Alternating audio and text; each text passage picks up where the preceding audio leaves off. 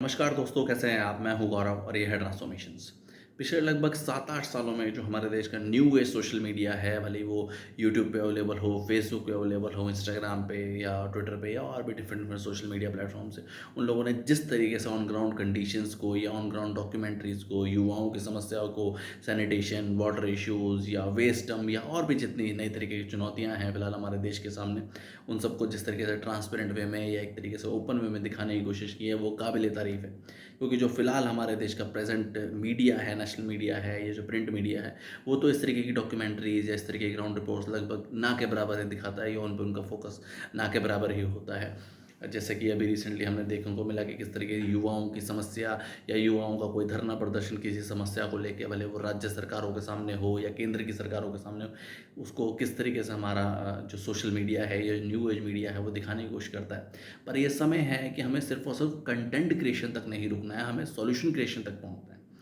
क्योंकि सिर्फ़ और सिर्फ अगर हम कंटेंट बनाते रहेंगे या कंटेंट सर्व करते रहेंगे आम जनता के लिए, तो उससे प्रॉब्लम्स का सॉल्यूशन नहीं हो पाता है। हमें सॉल्यूशन ओरिएंटेड कंटेंट बनाना बहुत ज़्यादा ज़रूरी है और नए लोगों को, नए युवाओं को ये अपॉर्चुनिटी देना कि वो भी एक तरीके से सिस्टम का हिस्सा बन सकें या वो राजनीति का हिस्सा बन सकें या राजनीति में एक तरीके से अच्छी पोजीशन अटेन कर पाएँ, वो भी इलेक्ट हो पाएँ और वो किस तरीके से सिस्टम के अंदर घुस के सिस्टम का हिस्सा बन के उस ओवरऑल सिस्टम को इम्प्रूव कर सकें और अपने क्षेत्र की, अपने राज्य की समस्याओं को सॉल्यूशन कर सकें। इसका एग्जाम्पल हम देख सकते हैं अभी, जैसे कि रिसेंटली बिहार में इलेक्शन है आगे आने वाले 2-3 महीनों में। बिहार में कितनी सारी डॉक्यूमेंट्रीज़ हमें देखने को मिली है, भले वो नेशनल एक तरीके से मीडिया हो या